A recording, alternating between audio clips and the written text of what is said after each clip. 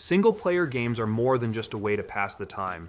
They're journeys that captivate our hearts, immerse us in unforgettable worlds, and leave us with stories we'll treasure forever.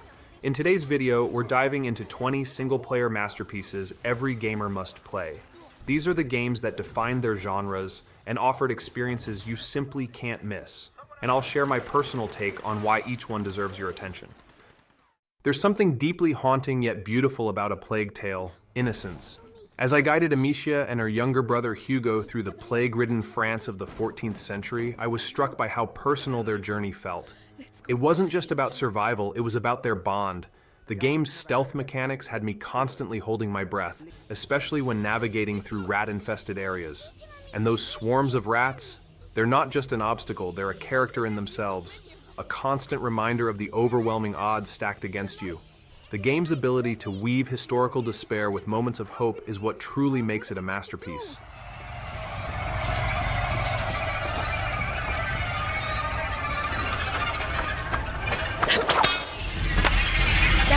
That seems to keep them busy. Are you sure? Another ham should be enough. Come on. Sailing the open seas in Assassin's Creed 4, Black Flag was a dream come true. I'll never forget the feeling of standing at the bow of the Jackdaw, listening to my crew sing sea shanties as the wind filled the sails. What sets this game apart from others in the series is how it perfectly blends the life of a pirate with the Assassin's Creed lore. Exploring uncharted islands, diving for sunken treasures, and engaging in naval battles gave me a sense of freedom I've rarely experienced in gaming.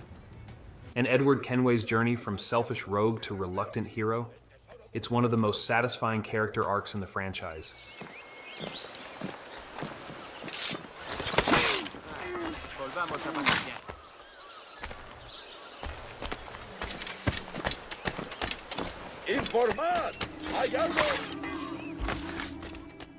Walking through Night City in Cyberpunk 2077 felt like stepping into the future.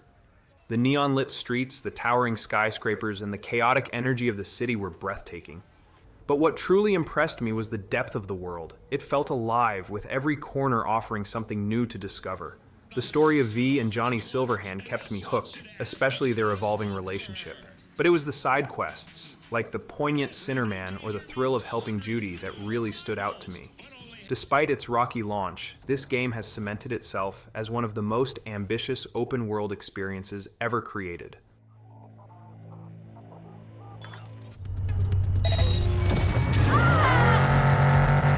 Reporting suspicious activity in Haywood.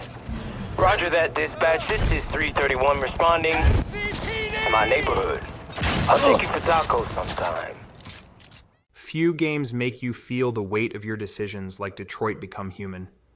Following the stories of Connor, Kara, and Marcus was like navigating an emotional minefield where every choice had rippling consequences. What struck me the most was how the game explored themes of humanity and morality. There's a moment where I had to decide whether to sacrifice one character for the greater good, and it left me staring at the screen, unsure of what to do. The branching narratives mean no two playthroughs are the same, making it a game I return to time and again to see how differently things could unfold. I don't want to die. You're not going to die. We're just going to talk. Nothing will happen to you. You have my word. Okay. I trust you.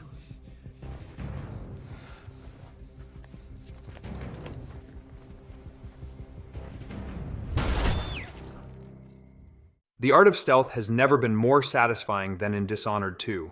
Playing as either Emily Caldwin or Corvo Attano offered unique abilities and perspectives, and I loved experimenting with powers like Blink and Domino. One of my favorite moments was navigating the Clockwork Mansion, a marvel of level design that shifted and transformed as I explored. The game doesn't just reward creativity, it demands it. Whether I chose to ghost my way through levels or wreak havoc, every choice felt meaningful. And the moral dilemmas added an extra layer of depth, making me question how far I was willing to go for revenge.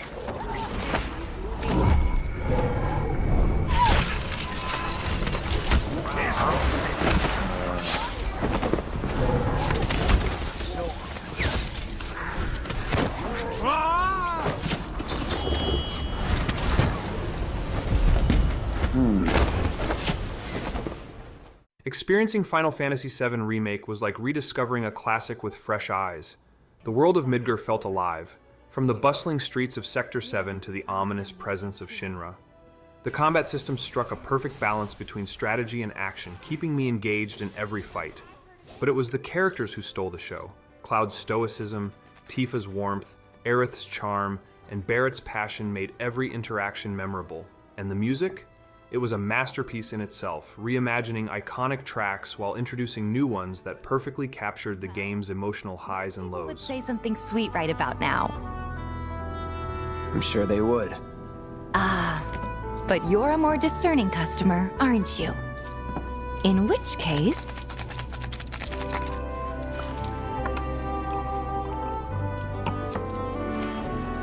our house special, the Cosmo Canyon. Playing Ghost of Tsushima was like stepping into a living painting. The island of Tsushima was breathtaking, from its golden forest to its serene shrines. Guiding Jin Sakai as he struggled between the path of honor and the need for survival made for an emotionally compelling journey. One of my favorite memories was standing atop a hill at sunset, watching the wind guide me to my next destination. The combat was a highlight, whether engaging in cinematic duels or using stealth to outwit enemies. This game doesn't just tell a story. It immerses you in an experience that stays with you long after the credits roll.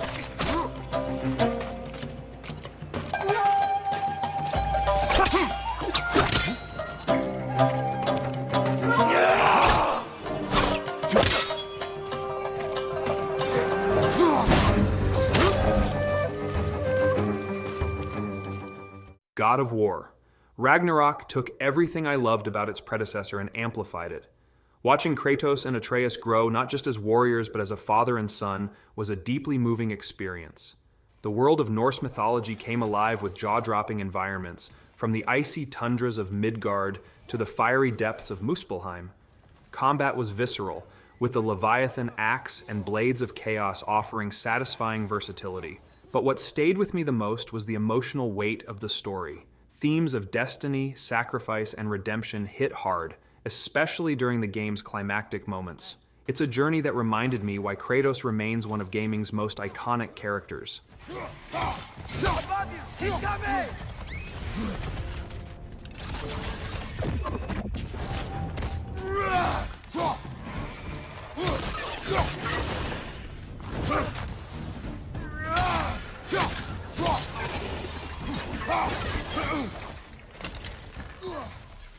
Hellblade: Senua's Sacrifice isn't just a game, it's an experience. From the moment I put on headphones, I was transported into Senua's mind, hearing the whispers that both guided and tormented her. This is a journey deep into darkness. There will be no more stories after this one. The game's portrayal of mental health was raw and unflinching, and it gave me a perspective I hadn't encountered in any other title. The visuals were stunning, especially the surreal landscapes that blurred the line between reality and illusion. Combat was simple yet brutal, perfectly mirroring Senua's struggle. By the time I reached the end, I felt a profound connection to her journey, a testament to how powerful storytelling in games can be.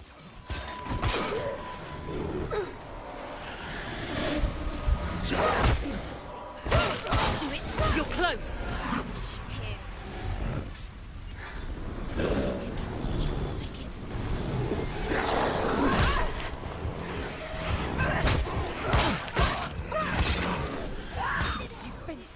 Few games capture the turbulence of adolescence like Life is Strange. Playing as Max Caulfield, I felt deeply connected to her struggles with friendship, identity, and the power to rewind time. The town of Arcadia Bay felt like a character in itself, with its secrets waiting to be uncovered. What stood out to me was the game's emphasis on choice. Every decision, no matter how small, carried weight. The relationship between Max and Chloe was the emotional heart of the story, and by the time the finale rolled around, I was left questioning what I valued most. It's a game that lingers in your mind long after you've put it down. Come on, put that thing down! Ever tell me what to do! I'm so sick of people trying to control me! You are going to get in hella more trouble for this than drugs. Nobody would ever even miss your punk ass, would they? Get that gun away from me, psycho! No!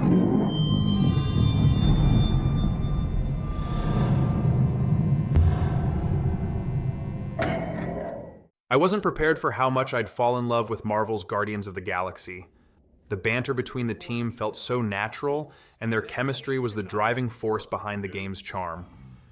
Every character, Star-Lord, Rocket, Gamora, Drax, and Groot, brought something unique to the table, making the journey feel like a family road trip through the cosmos. The game's soundtrack, packed with 80s hits, added a layer of fun to the already stellar experience. But it wasn't all jokes. The story had surprising emotional depth, tackling themes of loss, redemption, and what it means to be a team. For me, it was the perfect blend of action and heart. One word! Just keep them away from me so I can fix this thing! Oh, crap! Thanks for the heads up, bud! Branch out, dude! Ah, I hate bugs! They serve as preparation for the true battle ahead. Metal Gear Solid V. The Phantom Pain redefined what an open-world stealth game could be. As Big Boss, I was given unparalleled freedom to approach missions in my own way.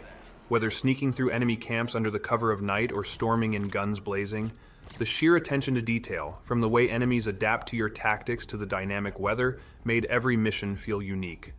But what struck me most was the underlying melancholy of the story, reflecting Big Boss's descent into darkness. The combination of tactical gameplay and emotional storytelling made this game a standout in the franchise.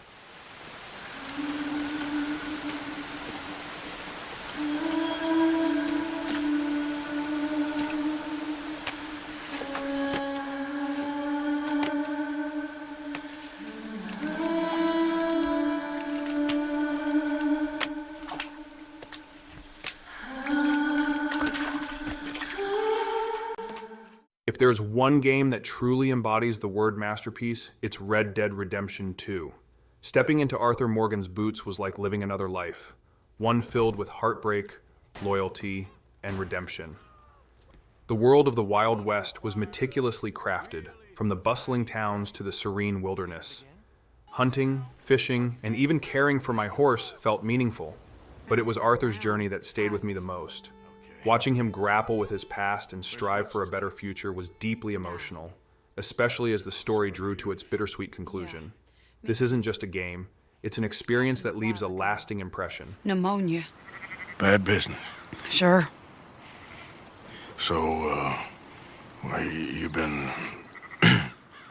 you've been made a widow and you come here looking for me, is that it? No, ain't like that, Arthur. Oh, okay.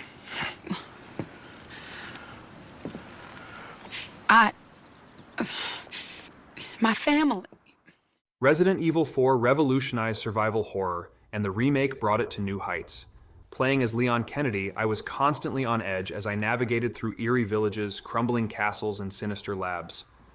The over-the-shoulder camera and revamped controls made the action more intense than ever. The dynamic encounters with enemies, especially the terrifying Ganados, kept me on my toes.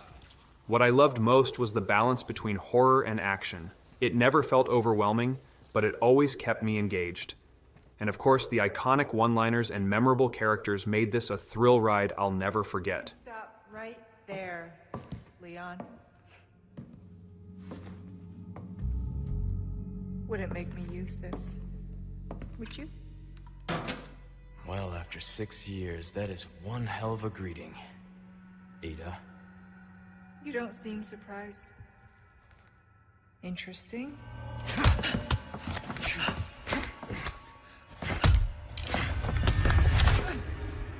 Try using knives next time. Better for close encounters. Not a bad move. Very smooth. Exploring the galaxy as Cal Kestis in Star Wars Jedi Survivor felt like a dream come true for a Star Wars fan. The lightsaber combat was fluid and exhilarating, offering a perfect blend of finesse and power. The planets were beautifully designed, each with its unique ecosystems and secrets to uncover. But what truly impressed me was the growth of Cal as a character. His struggles with his past and his determination to forge his path resonated deeply. The story's emotional beats, combined with the freedom to explore and experiment with abilities, made this a standout in the Star Wars gaming universe. Look, the order's gone. It's time to leave it behind. And I know what I want now. Took you long enough.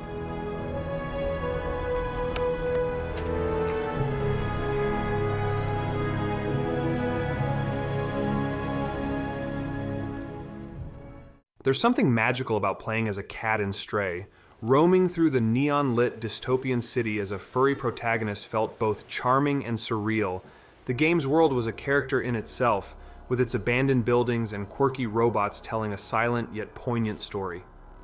What stood out to me was the game's ability to evoke emotion without relying on dialogue. The simple acts of curling up to nap or nudging objects off shelves felt incredibly immersive. By the end, I realized that Stray wasn't just a story about a lost cat. It was about hope and connection in the unlikeliest of places.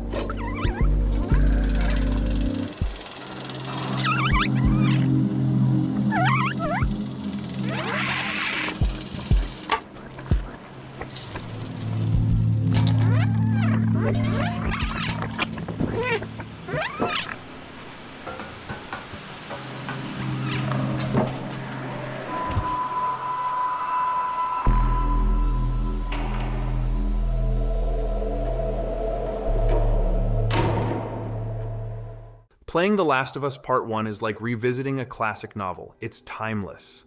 The bond between Joel and Ellie is the heart of the game, and their journey through a post-apocalyptic America is as gripping as it is heart-wrenching. What struck me was the game's ability to balance intense action with quiet, reflective moments. I'll never forget the giraffe scene, a rare moment of beauty amidst the chaos. The remastered visuals brought the world to life in stunning detail, making the emotional beats hit even harder. It's a story about love, loss, and survival that remains unparalleled.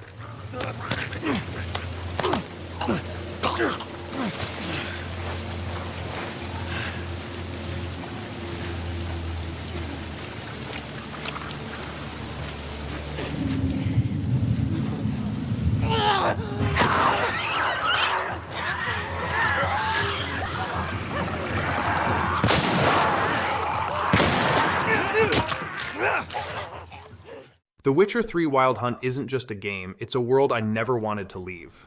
Playing as Geralt of Rivia, I was immersed in a narrative filled with complex characters, moral dilemmas, and unforgettable quests. From the sprawling cities of Novigrad to the haunting beauty of Skellige, every location felt alive. The Bloody Baron questline, in particular, left a lasting impression with its emotional depth. The combat was satisfying, especially when combining swordplay with Geralt's magical signs. By the time I finished, I felt like I had lived an entire lifetime in Geralt's shoes, a testament to the game's brilliance.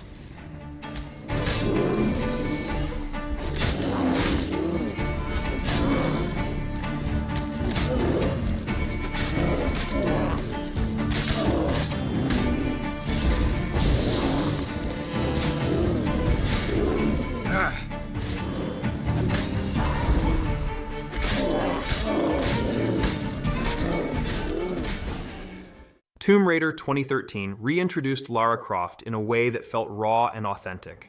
Watching her transform from a vulnerable survivor to a confident adventurer was incredibly satisfying. The island setting was full of mysteries to uncover, from hidden tombs to dangerous wildlife. Combat was intense, especially with the bow, which became my weapon of choice. But what I loved most was the game's focus on Lara's character development. Every scrape, fall, and triumph felt earned. It's a reboot that honored the legacy of the series while paving the way for something new and exciting. You're mine!